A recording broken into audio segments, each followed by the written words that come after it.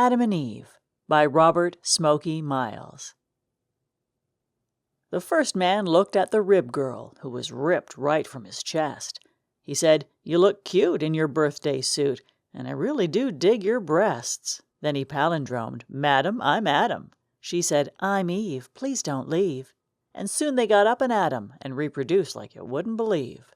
Next thing you know, a talking snake comes slithering down a tree. He says, "Listen to me, honey, this may sound funny. This fruit'll teach you about the birds and the bees."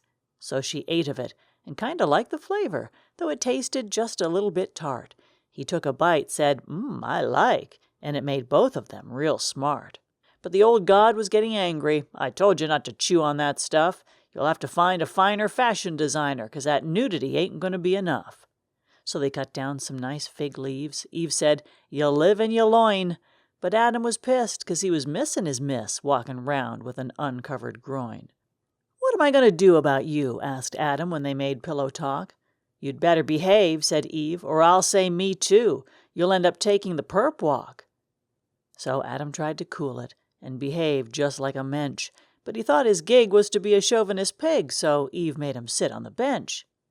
As punishment for his wayward ways, Adam was made to suffer and spend eternity in a haze, and Eve had it even rougher. She screamed and howled when she gave birth and was endowed with lots of feelings, while Adam roamed freely upon the earth. Poor Eve often hit the glass ceiling. Their descendants came, their descendants went. They made rockets and landed on the moon. They wrote books, some were crooks, some paid rent, and some sang pleasing tunes.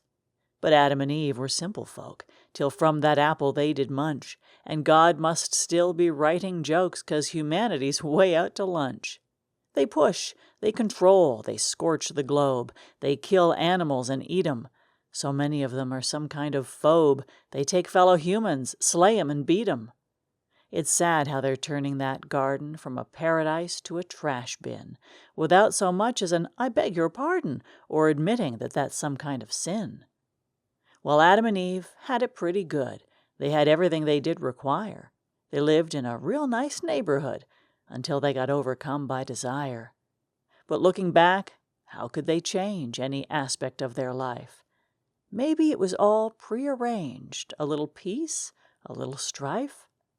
If you think about it, perhaps these two were really Neanderthals, kind of proto-humans who made pictures on cave walls, a couple of primate savages with grudges and pet peeves, chomping on raw meat and cabbages, our ancestors, Adam and Eve.